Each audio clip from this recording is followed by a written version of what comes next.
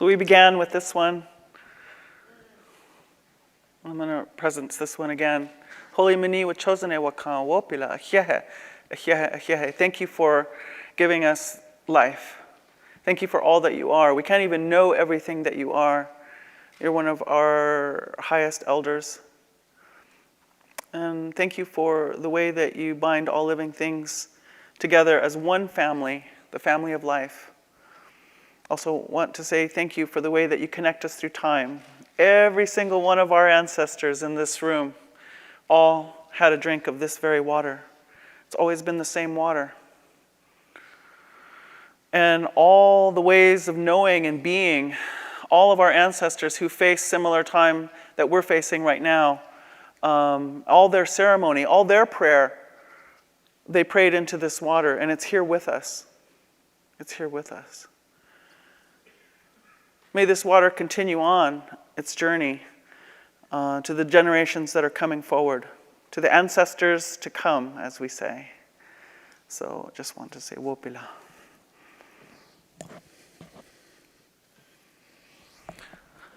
So after all these days, I'm feeling like really where we are in our in our journey is we're on vision quest.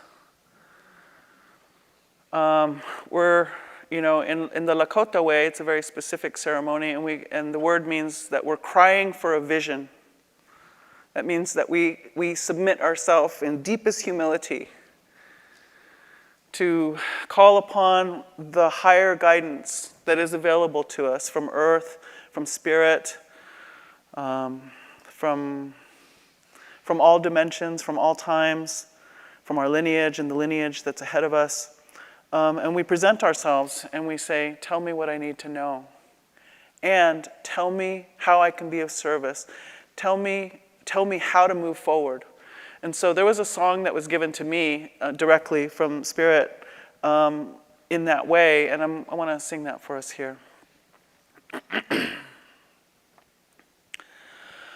Wehaya ehaya, wehaya heya huero eo, wehayo ehaya, wehaya huero heyo, wehayo ehaya, wehaya huero heyo. Tonkashila Onshi malaya Eloheo, Tonkashila homakia ye eo, Tonkashila pilama Eloheo. Wehayo ehaya, wehaya heya huero heo, wehayo ehaya, wehaya huero heyo, wehayo ehaya, wehaya huero heyo. Unshe makaina, makakijelo yo heyo. Unshe makaina, ho makia ye heyo. Unshi makaina pilama yelo heyo. Wehayo ehaya, wehayo heya huero eo, wehayo ehaya, wehaya huero heyo, wehayo ehaya, wehaya huero heyo. Wambly glashka oyate chekia ye eo. Wambly glashka oyate homakia ye eo. Wambly glashka oyate pilama yelo heyo. Wehayo ehaya, wehayo heya huero eo, wehayo ehaya, wehaya huero heyo, wehaya hayo e haya, we haya huero heyo. Tatanka oyatewa wa uero heyo. Tatanka oyatewa ho makia ye heyo. Tatanka oyatewa pila hamayelo heyo. We hayo e haya, we haya heya huero eo. We hayo e haya, we haya huero heo. We hayo e haya, we haya huero heo. Tunka sheila ha makia ye heo. Unshe makaina ho makia ye heo. Wambli glashka oyate ho makia ye heo. Tatanka oyate wa ho makia ye heo.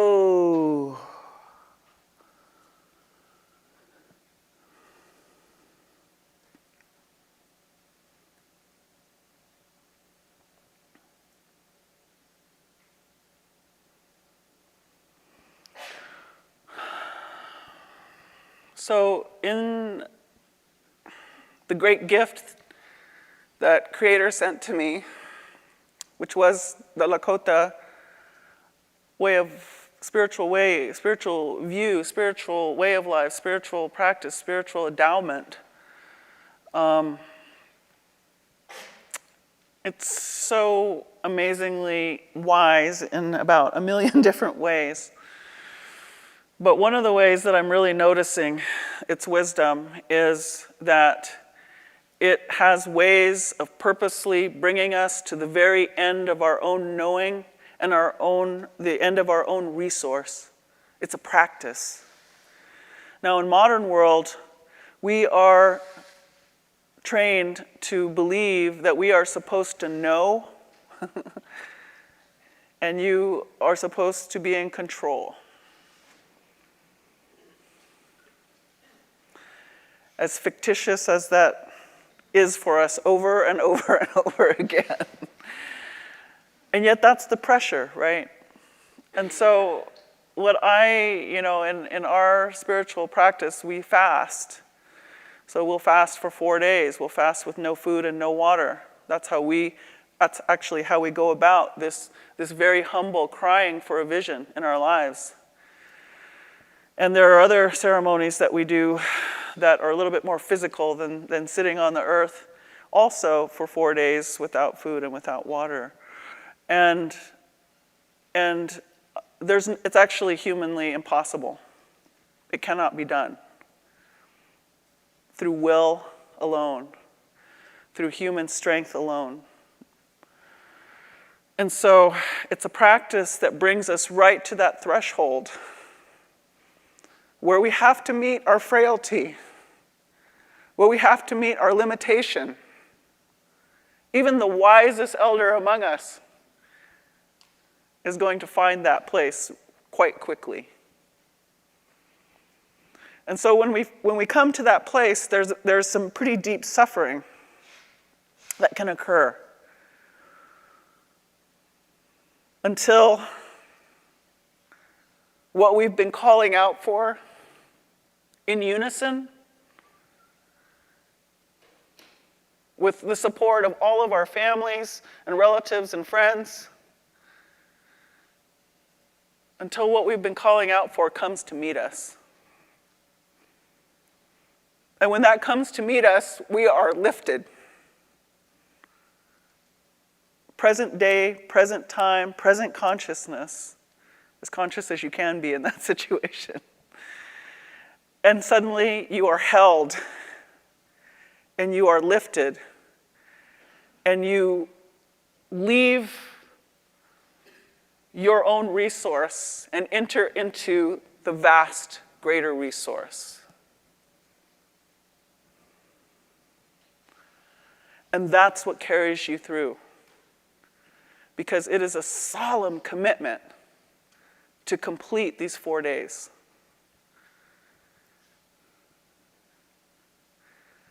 It's the deepest of spiritual vows for us.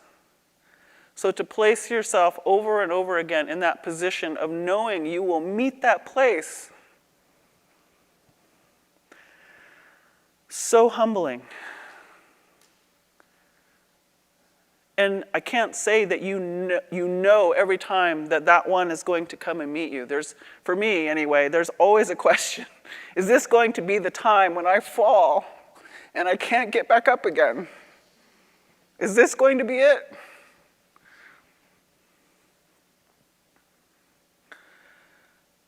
And so far, the answer has been no. Not today. Not this time.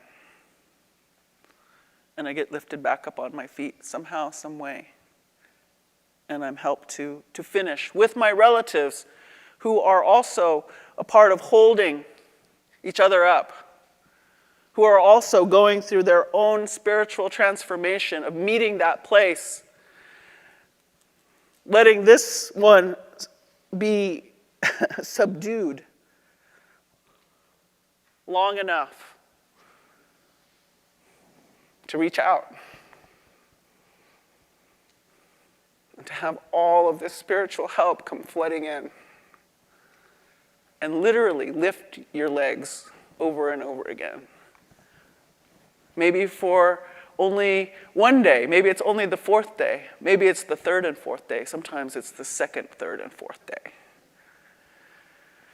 And we go into an actual container of this energy.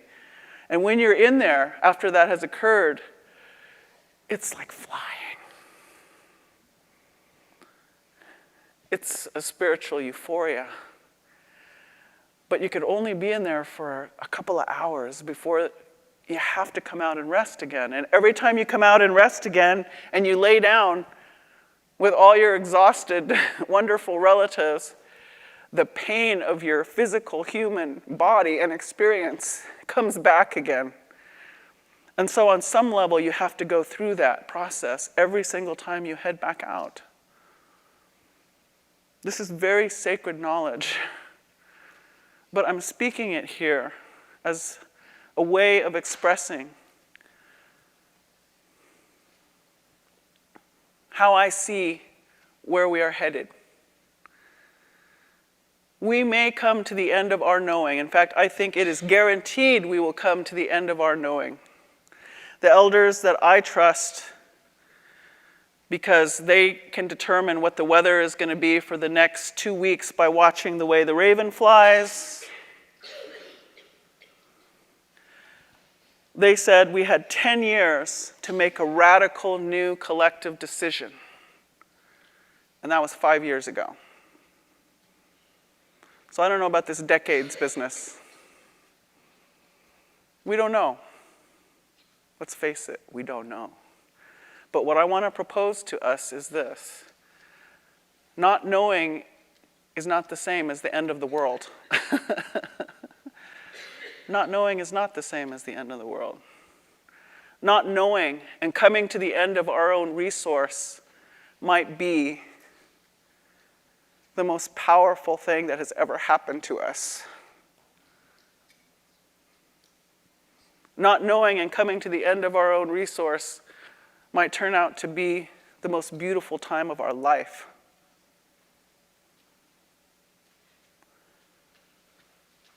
And part of the way that can happen is by calling upon whatever that faith is that you have, the ethics that it speaks to about how we treat each other and how we treat ourselves in that moment. Let that be our guide.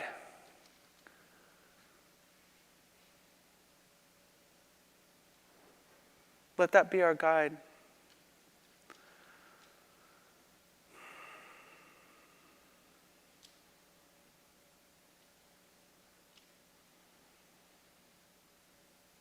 We are beloved. You are beloved. You are the beautiful, beloved, celebrated, nurtured, nourished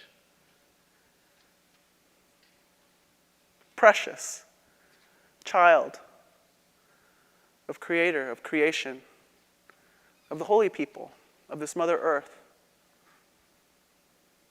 of all of our relations, flying ones, swimming ones, creepy crawling ones, four-legged ones. They're rooting for us. So the last piece of that community is who? It's us. How can we make each other the beautiful, beloved, celebrated, nurtured, nourished, beloved brother and sister that we witness in each other?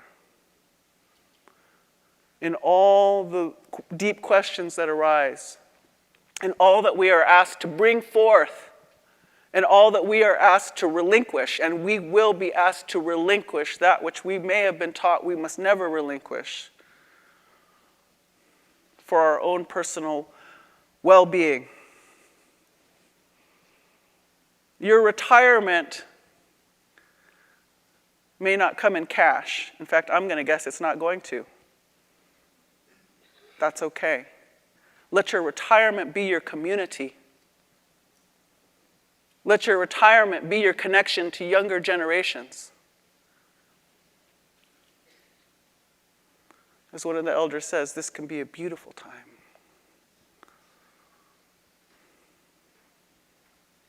I was told that all of us were sent here with spiritual help swarming around us. And it can do nothing for us until we ask, because that's the law. So together with all of us, and in this room and beyond, whoever's watching, and in the days that come after we leave here, let's ask. Let's ask. Let's see what love will come to meet us in this hour of our not knowing.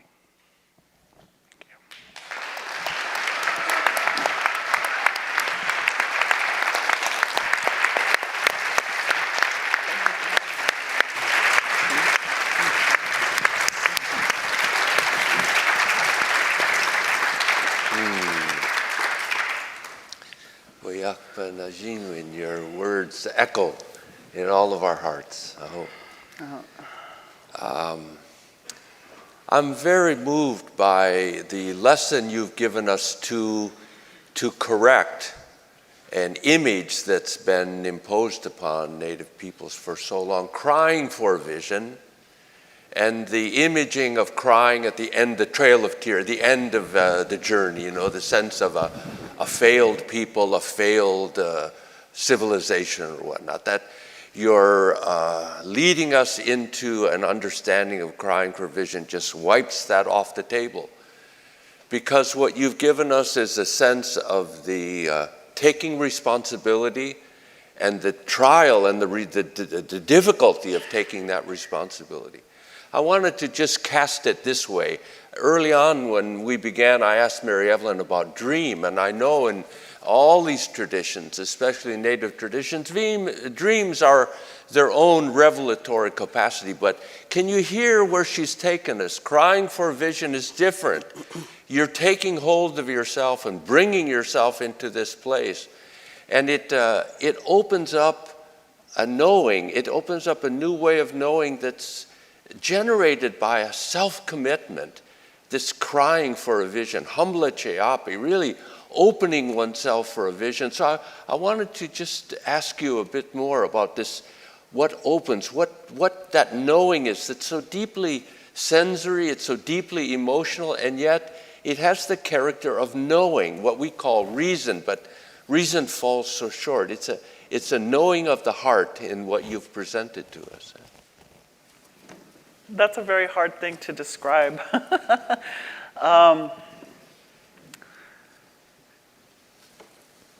So this brings up something that I've been thinking about over the days, which is that, even in my culture, and I think in other cultures, this idea of, or this way of conceptualizing these events. So the old people say, they wouldn't even let you get that far, right? They'd be like, right? Because there is, as soon as all of that whatever that is, moves up here.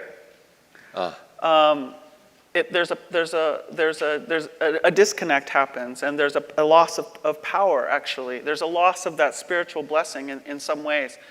And I feel like in all of the faith traditions, we are at a point where I'm going to say, we all need, that's a big statement, we all need to go back to that place that is almost beyond words, that is within our faith. It's why our faiths have been carried forward all this time, because it was such a phenomenon to our ancestors that they safeguarded it.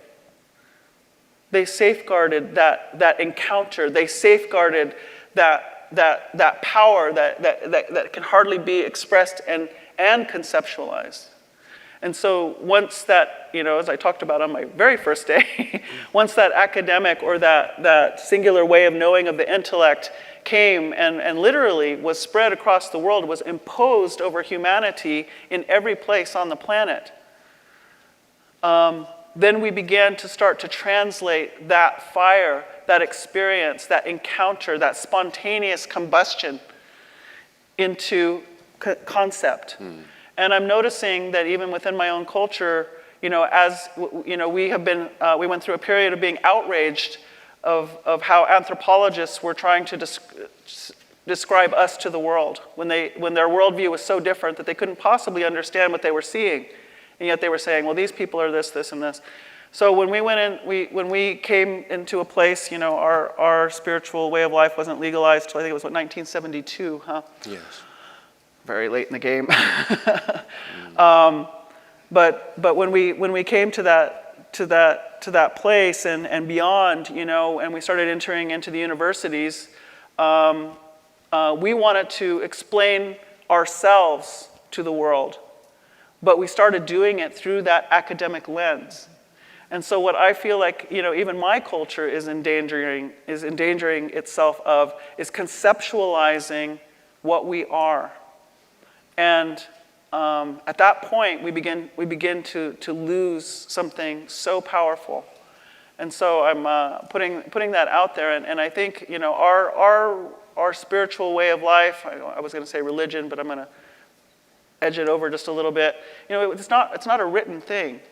So I don't know what these deep religious practices do once they commit those very holy occurrences to paper and to the written way. But I know that what caused them to be written and to be written on special paper and to be presented in a very special way was because of what actually happened in the spirit, in the body, in the heart, long before it ever came up to here.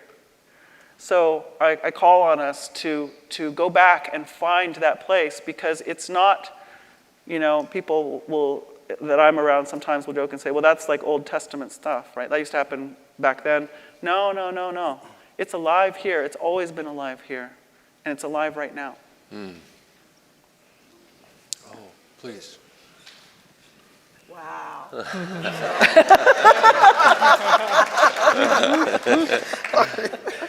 Welcome. Yes, catching up fast. So I was, first of all, thank you for sharing all of that. There's a woman who's an elder and somebody I've known for 30 years, and so much she's, her experience of being Black and Lakota, and she used so much of the same language, talking, the idea of the great mystery, and trying to get me to think about, to relinquish, this enough so that which means that I have to trust that which I cannot see, feel, define, that it's going to actually be there for me. I was thinking about a couple of different things when you mentioned academia and the way that, not to demonize academia, but the idea that to intellectualize the world has been privileged as the way and the right way to understand what's going on in the world. And how, for me, when I think about the way we think about difference and diversity, and we say that that's what we want to bring in, but yet what I find is that we're actually asking it to assimilate to what already exists, as opposed to making space for anything that's new. I'm thinking of, yes. I'm thinking about the idea of taking a risk in order to gain, as opposed to taking a risk in order not to lose, which is also, for me, how I interpret some of what you're saying for myself is that, again, how do you step into the I don't know? And some of that is about practice. Some of that is about intention. Some of that is about relationship. When you said, I couldn't believe you said the same thing as Kaylin when you said this idea that your retirement is your relationships. And she says it to me all the time. She's in her 70s. She says, my Social Security is my relationships. It's not about money. And that kind of blew when I really understood that, my fears about I'm not going to have enough to pay the rent or all of these things. But the idea, if I put my faith in my relationships and my work there, I will be okay going into the I don't know. Sorry, there was a lot going on. I don't want to take it up, but that was deep. I think I'll start, great talk, really enjoyed it. But, as they say that money cannot buy everything, but I just need the opportunity to test this hypothesis.